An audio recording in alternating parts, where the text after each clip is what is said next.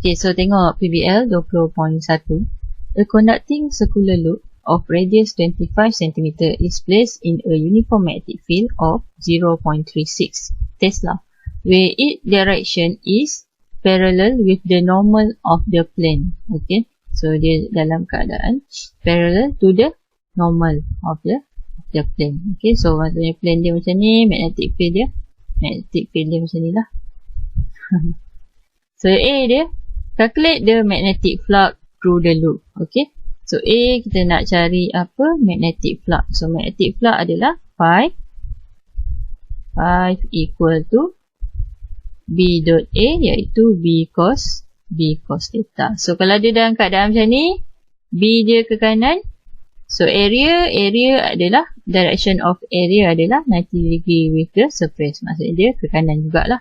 So theta dia adalah 0 degree. Okay, so kita kira lah. B kita 0.36. So area kita adalah 25. Oh, dia bagi radius So dia bagi radius. Kita nak kira area pi r squared. So pi r 25 times 10 negative 2 squared cos. So theta adalah 0. So cos theta sama dengan 1. So darabkan, dapatlah jawapan dia 7.06 times 10 negative 2 unit untuk flux Weber. So B, dia cakap suppose the loop is tilted 45 degree downward. So calculate the magnetic flux through the loop. Okay, so dia tilted 45 degree, so dia punya angle dia jadi 45 degree lah. So magnetic flux dia still sama BA, cuma cos 45 degree. Okay, so BA tadi kita dah kira dah 7.06 darab 10 negatif 2. Cos 45 kita akan dapat lah jawapan dia 4.99 times 10 negatif 2 Weber. So C dia nak apa? What is the change in flux due to the rotation of the loop? Okay, so change in flux sama dengan, okay, dia punya final dia ialah dia daripada tak ada angle kepada ada angle. So kita ambil yang final, iaitu yang B tolak dengan yang A. Okay, so B 4.99 times 10 negative 2 minus 7.06 times 10 negative 2.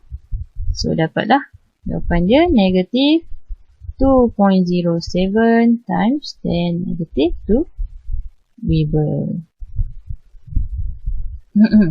So 20.2 dia tanya, the three loop of wire as shown in the figure are all in a region of space with a uniform magnetic field.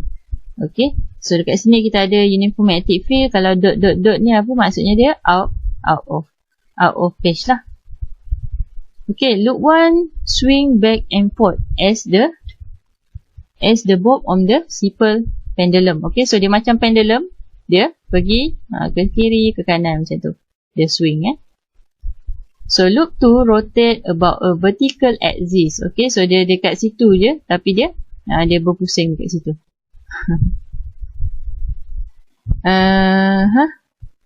And loop 3 oscillates vertically on the end of the spring. Okay, so yang ni dia turun naik kan. So which loop or loops have a magnetic flux that changes with time? Explain your answer. Okay, so mana satu yang ada perubahan magnetic flux? Okay, so kita ada loop 1. Okay, so ingat balik magnetic flux ni apa? Magnetic flux sama dengan BA cos theta. So perubahan magnetic flux dia bergantung kepada perubahan magnetic field ataupun perubahan area ataupun perubahan angle. So mana-mana satu. Okay, so yang pertama ni, okay, dia ada satu ring. So ring ni dia pergi balik dalam kawasan magnetic field ni lah. So ada perubahan magnetic field ke? Tak ada. Magnetic field kita B ni yang out of phase ni tak berubah apa-apa kan. Kita tak kacau dia apa-apa. So dia tak ada perubahan. So area, adakah gelung ni makin kecil makin besar? Tak ada. Dia tak ada tekan gelung ni. So gelung ni saiz dia sentiasa sama. Dia gerak ke kiri ke kanan, saiz dia sentiasa sama. So tak adalah perubahan area. So angle. So angle langsung tak ada. Dia duduk kat sini, dia menghadap ke depan, dia pergi sini pun dia masih lagi menghadap depan. So tiga-tiga tak ada perubahan. Maksudnya nombor 1 dia tak ada perubahan pula. Okay, so nombor 1 dia tak ada perubahan pula. So kita tengok nombor 2 pula. Okay, dia pusing. Dia pusing dekat tempat dia ni secara vertikal ni lah. Dia pusing ikut sini. Okay, so B dia tak ada perubahan. B dia sama. Area dia tak ada perubahan sebab kita tak kecilkan gelung ni apa-apa. So angle dia. Okay, angle dia ada perubahan. So mula dia menghadap ke depan. Lepas tu bila dia pusing ke sana, dia sengit. Dia sengit sikit. Lepas tu dia sengit lagi sikit. And then dia jadi macam tu. Lepas tu dia pusing sampai dia menghadap ke depan balik lah. So yang ni dia ada perubahan magnetic flux. So yang ketiga ni dia naik turun. Okay, so case yang ni dia sama macam case yang pertama ni. B dia tak ada perubahan. Area dia tak ada perubahan. So angle dia pun tak ada perubahan. Dia just menghadap depan sepanjang masa. Dia just naik turun. So yang ni dia tak ada perubahan magnetic flux. Okay, so jawapan awak apa? Awak kena tulis lah. Dia cakap apa? Sentiasa menjawab soalan. Which loop dia kata. Okay, so awak jawab apa? Loop 2 lah. Loop 2 has a changing magnetic flux. Okay, explain your answer. Okay, so explain your answer. Sebenarnya saya dah explain panjang tadi. Okay, so awak boleh cakap. So perubahan, awak boleh cakap the magnetic flux equation is equal to BA cos theta. So the change in magnetic flux depends on the change of magnetic field, change of area or change of angle. So apa jadi kat loop 1? Loop 1 move back and forth. And loop 3 move up and down. So there is no change in magnetic field. Okay, magnetic field is always the same. And there is no change in area. The size of the loop is always the same. And akhir sekali apa? There is no change of angle. Okay. Okay, so tu explanation dia. So therefore, loop 1 and loop 3 has no changing magnetic flux. Okay, so to explanation there. PBL 20.3, a 60 loops coil with area of 0.6 cm square is placed perpendicular in changing magnetic field. So the rate of change of magnetic field is 0.09 Tesla per second. Calculate the electromotive force EMF induced in the coil. Okay, so dia bagi apa ni? Dia bagi N 60 loops coil. So 60 loops. And then dia bagi apa? Dia bagi area 0.6 cm squared. And then last kali dia bagi the rate of change of magnetic field. So dB over dt adalah 0.09 Tesla per second. Okay. So calculate the EMF. So EMF kita sama dengan N d5 over dt. Kan? EMF N d5 over dt. So phi kita sama dengan apa? Sama dengan BA. So N sama dengan dA over dt. Tapi area dia tak ada perubahan. So apa yang ada perubahan? Hanya magnetic field. So kita dapat equal to NA dV over dt. Okay. So bolehlah terus jawab. So epsilon sama dengan N kita 60 times area 0.6 times dV over dt 0.09.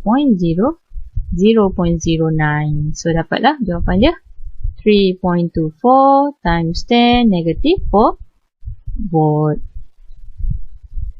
Okay. Seterusnya PBL 20.4.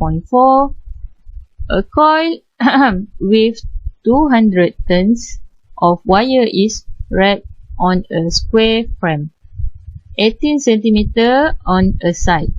A uniform magnetic field B is applied perpendicular to the plane of the coil. So if the field changes uniformly from 0.5 to 0 Tesla in 0.8 seconds, find the magnitude of the induced EMF in the coil while the field is changed. Kita ada coil dengan turns, number of turns 200 turns. And then dia adalah square and each side adalah 18 cm. So kita nak kira area dia, kita darablah 0.18 meter darab 0.18 meter. So kita akan dapat area dia 3.24 times 10 negative 2 meter square. And then dia bagi apa ni? Dia bagi the changes in magnetic field in 0.8 second. Maksudnya kita boleh cari apa? Kita boleh cari dia rate of change of magnetic field lah. Okay, so rate of change of magnetic field. So dia daripada 0.5 to 0 Tesla, 0.5 to 0 Tesla in 0.8 second.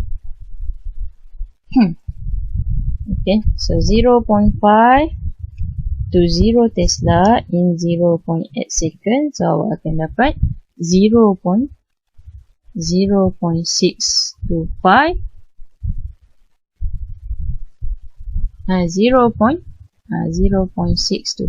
Tesla per second.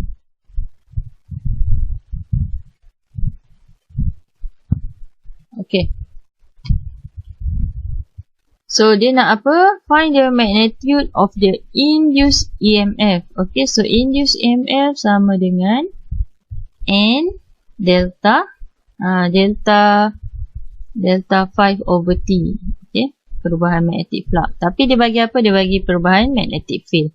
So kita boleh tengok tadi, kita dah keluarkan dah. Kita akan dapat apa? NA sama dengan dB over dt. So boleh kita masukkan lah. Kita ada N, kita ada A, kita ada dB over dt. So 200 times 3.24 times 10 negative 2 times 0.625. So dapatlah 4.05 volt. Okay. PBL 20.5. The magnetic flux that pass through a 12 turns coil of wire changes from 4 Weber to 4 Weber from 10 Weber in 0.05 seconds. So the average induced current in the coil is 20 ampere. What is the resistance of the wire? Okay. Dia nak. Okay. So dia bagi current, dia nak resistance ni, maksudnya kita boleh cari EMF dulu and then kita gunakan apa? V equal to IR lah. Ataupun dekat sini EMF equal to IR. So the magnetic flux dia pass through, dia bagi tahu dia punya N is 12 turns. And then dia bagi tahu apa ni? Perubahan apa ni? Ni adalah perubahan magnetic flux in 0.05 second. So kita boleh tengok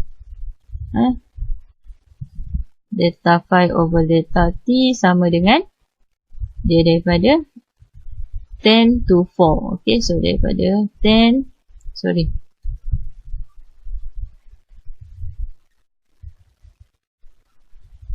okay, so daripada 4 final kan, minus initial dia adalah 10. So divide 0.05 second. Okay, so 4 minus 10 negative 6 divide by 0.05. So dapat apa? Dapat negative 120 Weber per second. So EMF equal to N d5 over dt. Okay, so 12 darab dengan negative 120. So awak akan dapat 1440 volt. Okay, negatif lah. Tapi negatif ni kalau volt dia tak, kalau EMF dia maksudnya apa? Maksudnya direction of current dia in opposite direction je lah. Okay. So dia nak the resistor. So R sama dengan EMF divide by I. So kita ambil magnitude dia je pun tak apa. Kita ambil negatif pun tak apa. Dia tak effect. Okay. So 1440 divide by the current 20 ampere. So dapat dah jawapan dia 72 ohm.